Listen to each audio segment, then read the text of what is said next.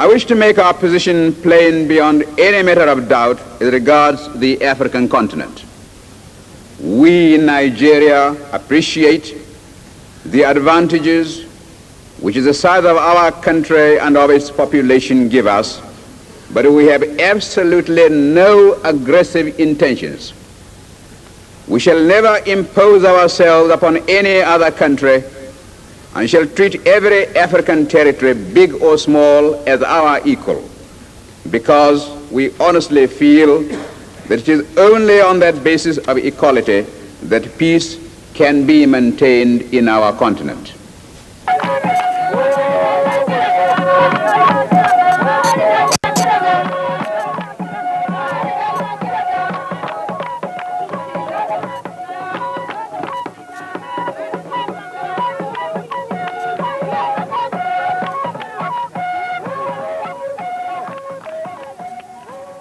Built during the Obasanjo administration in 1979, the tomb, by its architectural design, is a monument which reflects Nigerian history in total. As one enters, there is an eerie feeling due to the pitch darkness along the passage. This represents the pre-independence era. As one proceeds further, there is a ray of light corresponding to hope for independence. These steps represent the colonial era and the civilian rule, taking one down to full light, meaning Nigerian independence. Here lies the remains of late Sir Abubakar Tafawa Balewa. The colorful stripes on the wall equate to the 356 ethnic groups in Nigeria, opening up to the sky, showing the open-mindedness and high aspirations of the late Tafawa Balewa.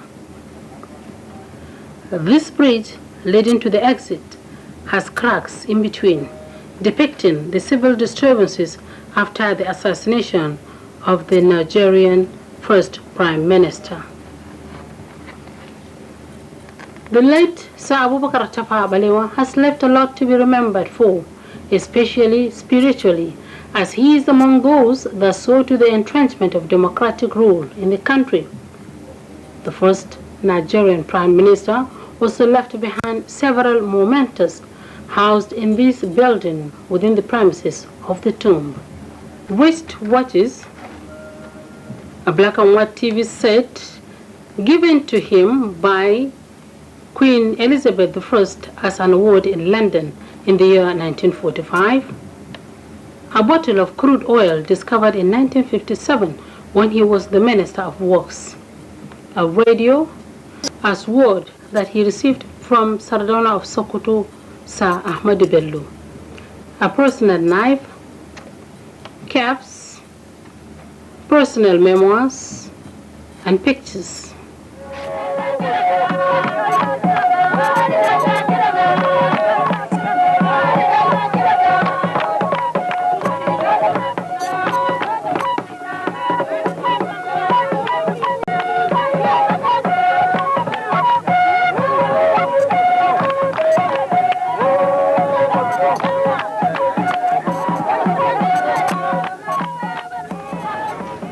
Born in Tafawa Balewa town in 1912, his father, Malam Yakubu, popularly known as Danzala, was said to have migrated from Zala village near Bauchi.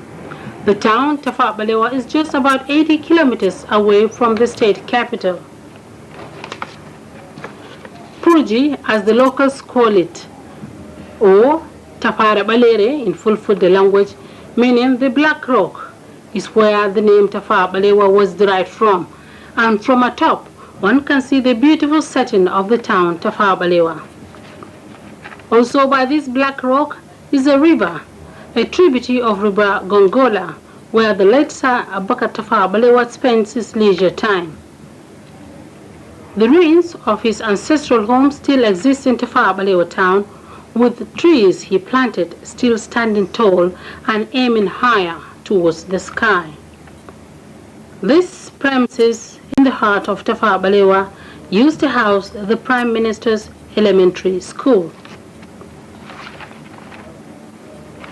The famous Abubakar Tafawa Balewa University, Bauchi, Abubakar Tafawa Balewa Stadium, Abubakar Tafawa Balewa Way, Tafawa Balewa Housing Estate, and of course the Tafawa Balewa Tomb are just a few structures named after Sir Abubakar Tafawa Balewa in order to immortalize the man in Bauchi State. When we hear the world crying out for peace, we may receive the inspiration to deal with these intractable problems and be able really to devote all our resources to the advancement of mankind by applying those eternal truths which will inevitably persist long after we ourselves are utterly forgotten. Thank you, Mr. President.